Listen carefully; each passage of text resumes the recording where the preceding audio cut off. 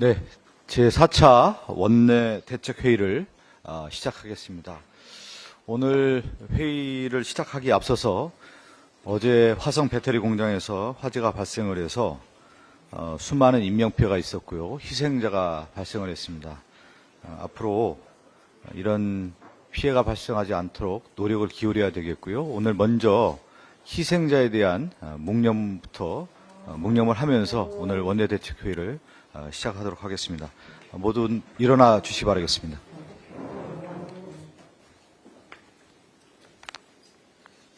희생자들에 대한 일동 묵념.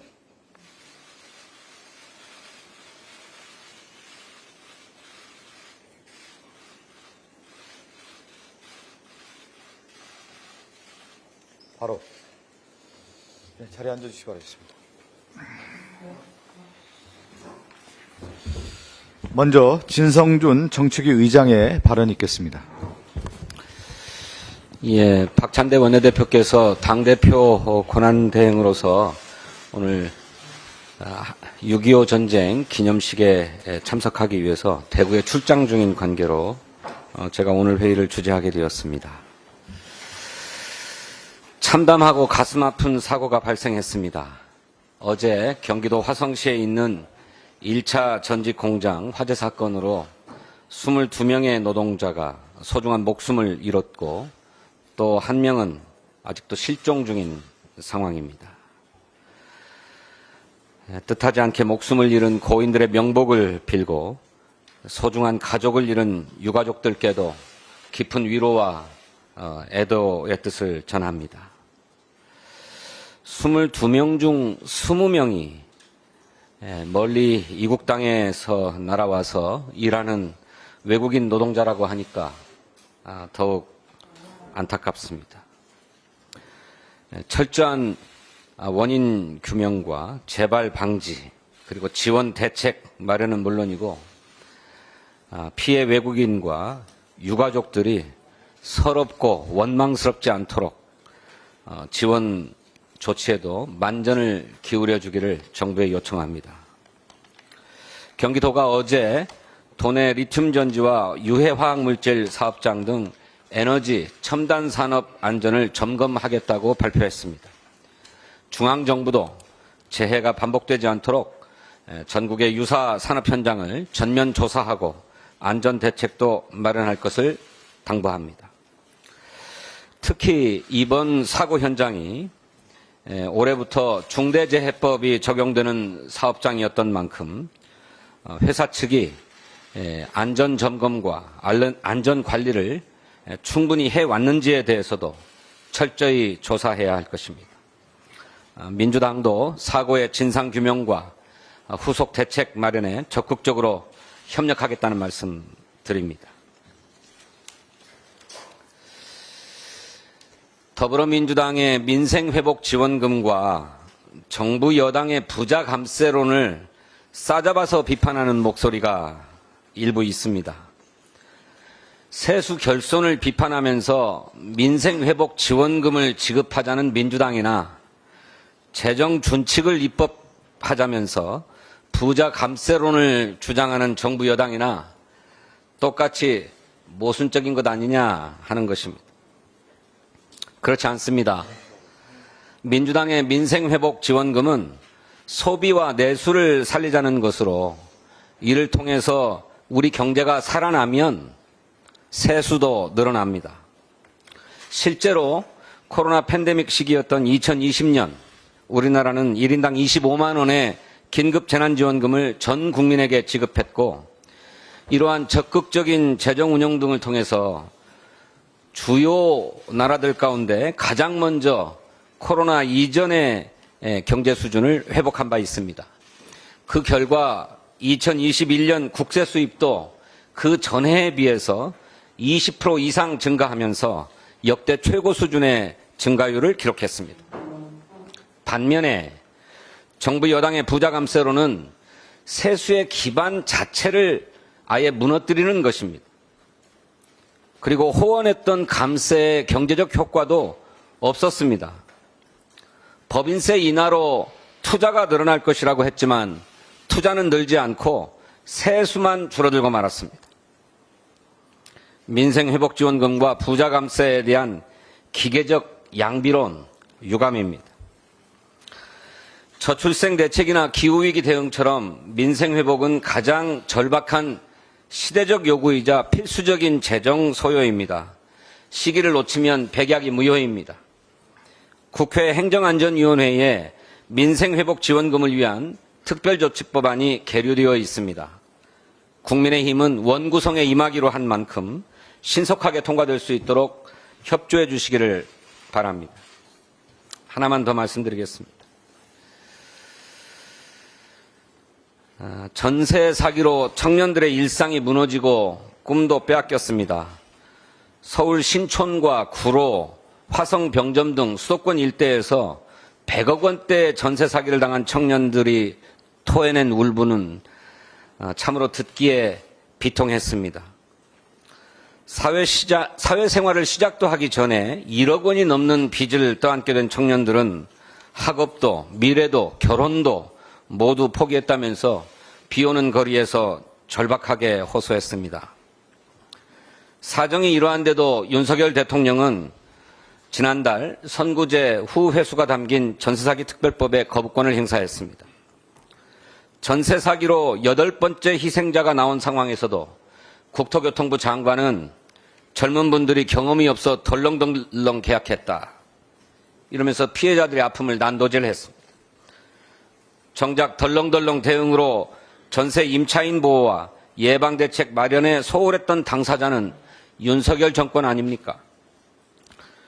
그래놓고 장관의 덜렁덜렁 망언을 수습하지 못했다고 국토교통부 대변인을 행복청 차장으로 경질했다는 소식까지 들립니다.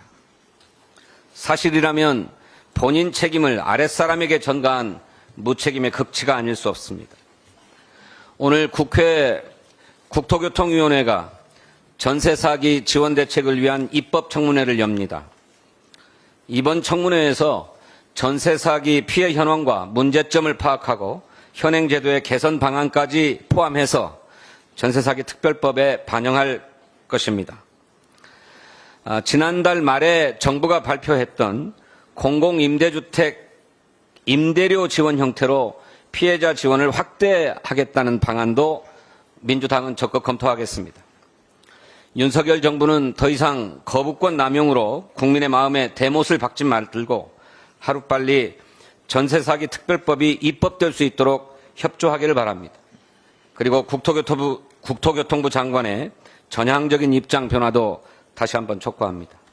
감사합니다. 네, 다음으로 김용민 정책수석의 발언 있겠습니다. 네, 지난 21일 법사위에서 최혜병 특검법 입법 청문회가 있었습니다. 나온 증인들의 선서를 거부하거나 답변을 회피하고 말 바꾸기를 하는 등 여러 가지 방법으로 국회와 국민을 모독했습니다. 하지만 그럼에도 불구하고 최혜병 특검법이 왜 필요했는지를 명확하게 확인시켜주는 청문회였습니다.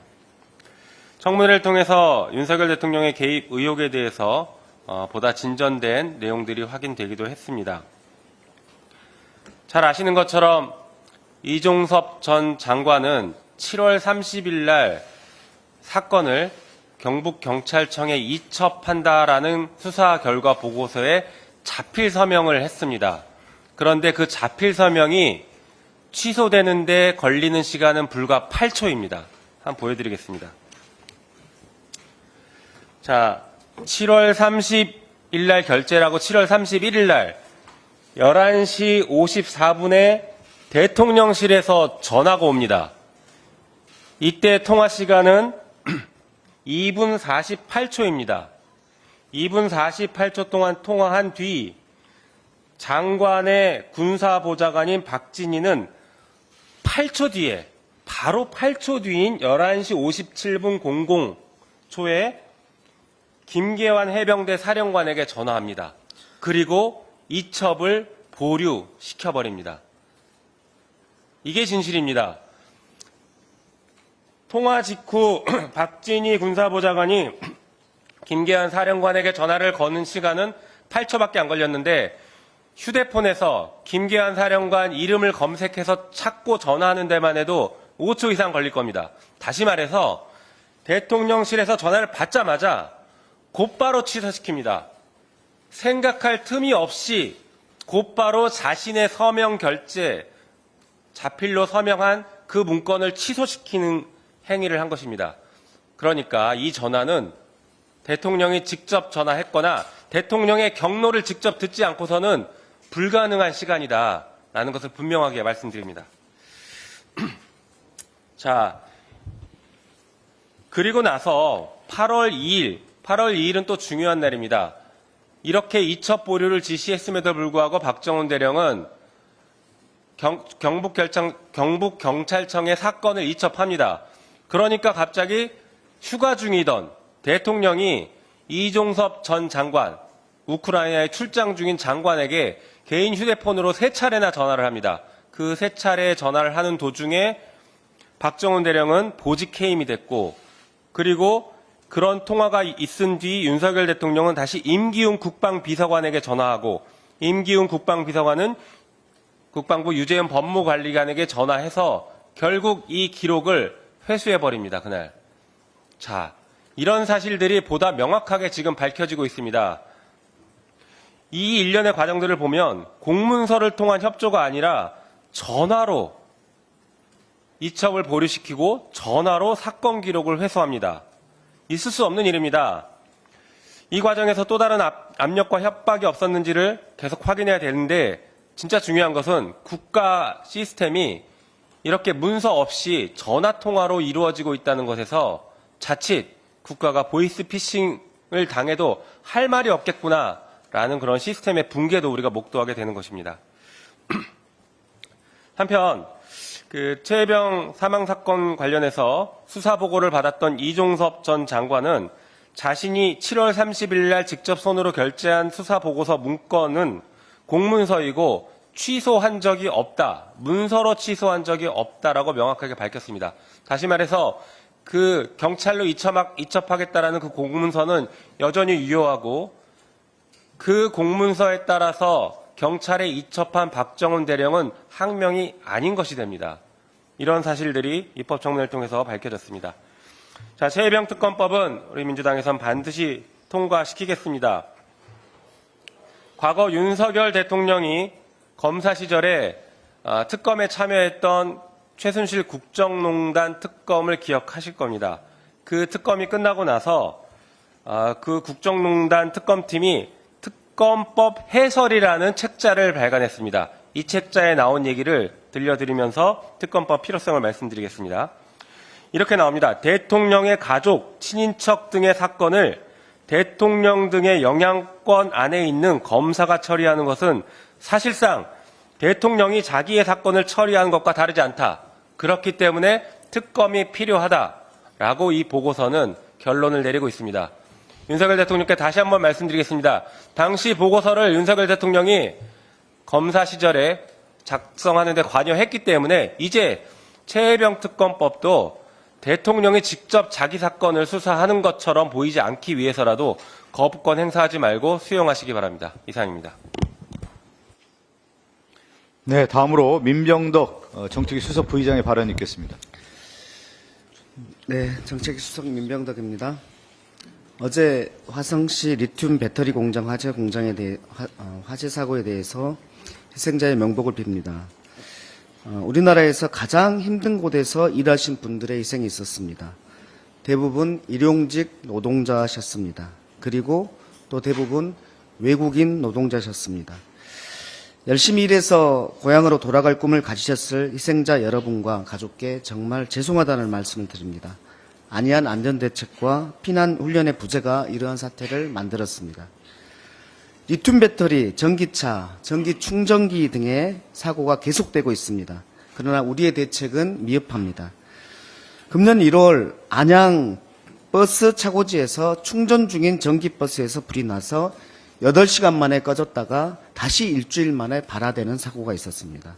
그리고 그 보름 후에는 수원의 한 버스 회사에서도 전기버스에서 불이 나고 7시간 만에 꺼진 바가 있습니다.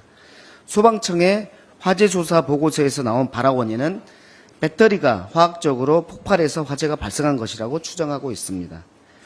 전기 배터리의 경우에는 화재를 진압하기 어려워서 화재 확산을 막고 불이 자연 진화되기를 바라는 것이 지금 소방의 현실입니다.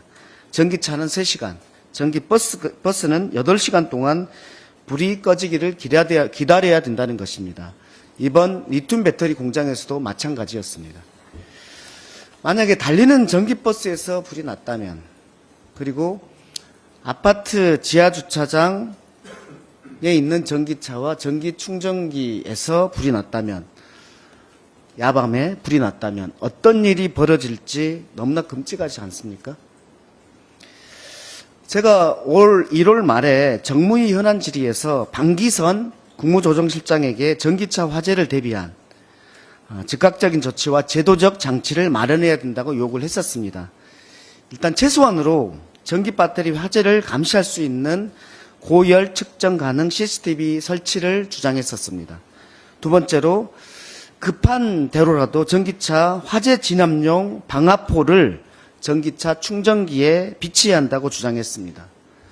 그때 방기선 국무조정실장은 저희가 살펴보고 필요한 조치가 있으면 하겠다고 했습니다. 했습니까? 안 했습니다. 어제 화재 현장에서 윤석열 대통령께서 근본 대책을 수립하라고 지시했습니다. 근본 대책이 수립되기를 바랍니다. 그런데 전기버스 화재에서는 인명사고는 없었기 때문에 대책은 수립하지 않는 것입니까? 이번에는 인명사고 났으니까 근본 대책을 수립하라고 하는 겁니까? 그리고 이번에는 진짜로 근본 대책을 수립하는 거 맞습니까?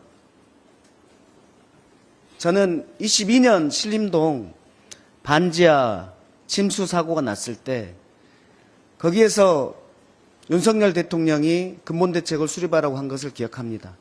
그리고 그것에 대해서 그 집행이 되고 있습니까?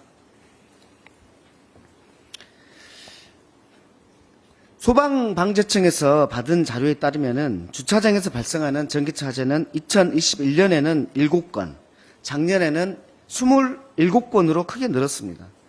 전기차 충전시설의 약 70%가 실내 또는 지하 주차장에 있습니다. 즉각적인 조치가 필요합니다. 인명사고가 난 다음에 대처하시겠습니까? 현재 화재 감시 시스템 대부분은 연기를 감지하는 것입니다. 그리고 불꽃을 감지하는 것입니다. 연기가 감지기까지 도달하거나 불꽃이 감지기까지 닿아야 알리는 시스템입니다. 어제 화재에서는 몇 초 만에 엄청나게 폭발로 일어나서 대처할 수가 없었다는 거 아닙니까? 기존의 감지기나 CCTV로는 전기차 화재를 감시할 수 없습니다. 전기차 화재의 대부분은 배터리의 온도가 급격히 올라가는 것부터 시작하는데 배터리의 온도가 60도, 80도, 100도로 올라가는 것을 실시간으로 확인할 수 있는 열화상 카메라가 있어야 됩니다. 이를 실시간으로 감시하고 알람을 보낼 수 있는 관제센터가 필요합니다. 전기차 배터리 화재는 통상 1100도까지 올라간다고 합니다. 화재가 난 다음에는 대처할 수 없다는 얘기입니다. 저희 안양에서는 공용주차장에 전기차 충전기를 설치하기로 했습니다. 행안부 특별교부세를 확보해서 전기 충전기 화재를 실시간으로 예측하고 감시할 수 있는 열화상 카메라를 실시할 예정인데요. 공용주차장 외에도 전기차 충전기가 설치된 일반 아파트, 지하 주차장에도 확대해야 된다고 주장합니다. 기술이 발전하면서 그에 따른 혜택이 늘어갑니다. 그렇지만 그에 따른 리스크도 따라오는 경우가 많습니다. 우리가 혁신하면서 돈벌이에 관심이 있는데 그 위험에는 눈 감고 있는 것 같습니다. 그 혁신으로 제품을 만들어서 돈 버는 기업과 그리고 그 혁신을 가지고 우리 공동체 전체에서 이용하고 있는 우리 공동체인 국가가 이 부분에 대해서 빠른 대책이 필요합니다. 기존의 방법과 제대로는 해결할 수 없다고 보입니다. 리튬이온 배터리 화재는 물이나 소화기와 같은 기존 방법이라는 해결할 수 없기 때문입니다. 근본 대책이 세워져야 되는데 이에 대해서는 제조사로는 한계가 있다면 대한민국 국가가 적극적으로 나서야 될 일입니다. 새로운 위험에 대비해야 됩니다. 저희 민주당은 걱정보다는 실질적인 대책을 마련하고자 합니다. 말로 선언하기보다는 행동으로 실천하겠습니다. 민주당의 효능감을 보여드리기 위해서 더욱 노력하겠다는 말씀을 드립니다. 이상입니다. 다음은 김태선 부대표의 발언이 있겠습니다. 네, 울산 동구 김태선입니다. 어제 경기도 화성 리튬전지 제조공장 화재에서 많은 인명피해가 있었습니다. 희생되신 분들의 명복을 빌며 유가족분께 깊은 위로의 말씀을 드립니다. 정부 당국은 모든 가용 인력을 총동원하여 실종자 수습과 철저한 원인 규명, 그리고 재발 방지 대책 마련에 나서길 촉구합니다. 아울러 정부와 여당은 지난 서천 화재 현장에서와 같이 국민의 공분을 사는 모습을 반복하지 않아야 할 것입니다. 현 정부 임기 중 계속된 참사에 국민께서 느끼는 불안과 걱정이 큽니다. 국민 생명과 안전이 국가의 가장 중요한 책무라는 걸 거듭 명심하길 바랍니다. 윤석열 대통령이 인구 비상사태를 선언하고 대책을 내놓았습니다. 인구 전략기획부를 신설하고 저출생 대책을 가정, 양립으로 확대 의지를 밝힌 것은 의미 있는 일입니다. 그러나 많은 지원을 약속했음에도 저출생 문제의 근본적인 해결책을 제시하지 못한 점은 아쉽습니다. 과거 정부의 실패를 답습하는 실효성 없는 정책으로 아까운 시간과 막대한 예산을 낭비한 일은 없어야 합니다. 저출생 문제의 근본 원인은 심화되고 있는 우리 사회의 불평등, 특히 소득 불평등과 수도권 집중 문제에 있습니다. 동일 시간, 동일 업무를 하고 있음에도 원청과 하청, 하청의 재하청, 정규직과 비정규직으로 구분해 임금과 처우에 크게 차등을 두는 불평등을 해소하기 위해 윤석열 정부는 어떤 대책을 내놓고 있습니까? 해결책을 내놓는 대신 부자 감세, 종부세 폐지 등 양극화를 심화시키는 정부가 오히려 청년들의 계층 이동 사다리를 걷어차버리는 주체인 것은 아닙니까? 우리 헌법은 모든 국민이 균등한 기회를 누려야 한다고 말하고 있습니다. 그러나 우리가 직면하고 있는 지방 소멸 위기는 청년들의 희망을 앗아가고 있습니다. 주요 산업과 좋은 일자리가 모두 수도권에 집중돼 있어 선택의 여지 없이 수도권을 향해 짐을 싸야 하는 것이 지방 청년들의 현실입니다. 국가 존립까지 걱정해야 하는 심각한 저출생 문제는 청년의 수도권 집중과 이로 인한 과도한 생존 경쟁에서 비롯되는 것임을 외면해서는 안 됩니다. 지방에서도 수도권과 균등하게 좋은 기회, 좋은 일자리가 주어질 수 있어야 청년들이 지방에서도 안정적으로 정착하고 지방의 미래도 담보할 수 있습니다. 그래야 우리 사회의 불평등을 해소할 수 있습니다. 저출생 문제와 지역 균형 발전은 대통령과 집권당의 국정 운영 철학으로 전 분야에 걸쳐 일관되게 담겨질 때 비로소 해결의 실마리를 찾을 수 있습니다. 지난해 부자 감세로 인한 세수 결손으로 지방 재정 23조 원이 구멍났습니다. 지방 재정이 늘어야 지방 정부가 지방 소멸 위기에 최소한의 대응이라도 할 수 있습니다. 지방의 청년들에게 좋은 기회를 제공할 수 있는 소중한 23조 원의 재원이었습니다. 대학을 다니면서 학자금 대출로 많게는 3천만 원의 빚을 지고 열심히 공부해 졸업해도 일자리가 없습니다. 결혼을 위해선 주택 비용 마련을 위해 또 빚을 져야 합니다. 결혼정보회사의 설문조사에 따르면 2024년 결혼을 하기 위해 평균 3억 원 이상의 돈이 필요하다고 합니다. 결혼이라는 가족의 구성이 너무 큰 기회비용으로 여길 수밖에 없는 오늘의 대한민국 청년들에게 아이를 낳으면 지원해주겠다는 식의 정책이 얼마나 가까이 와닿을지 의문입니다. 윤석열 정부에서 신설하는 인구전략기획부에서 가장 먼저 해야 할 일은 다름 아닌 실효성 있는 소득 불평등 해소와 지역 균형 발전 전략을 세우는 일임을 명심하길 바랍니다. 네, 다음으로 모경종 부대표의 발언이 있겠습니다. 네, 검단에서 온 모경종입니다. 일단 저도 먼저 어제 화성 공장에서 순식간에 덮친 화마로 인해서 소중한 생명이 숨졌습니다. 아직 돌아오지 못하고 있는 분도 계시다고 들었습니다. 고인들의 명복을 빌고 더 이상의 피해가 없기를 바라고 유가족들께도 깊은 위로의 말씀을 드립니다. 아울러서 현장에서 한 명이라도 더 구하시기 위해서 사선을 넘나들고 계셨던 우리 소방 관계자분들께도 깊은 감사의 말씀을 드립니다. 국회 상임위원회 구성을 함께 하시기로 한 국민의힘 의원님들을 환영합니다.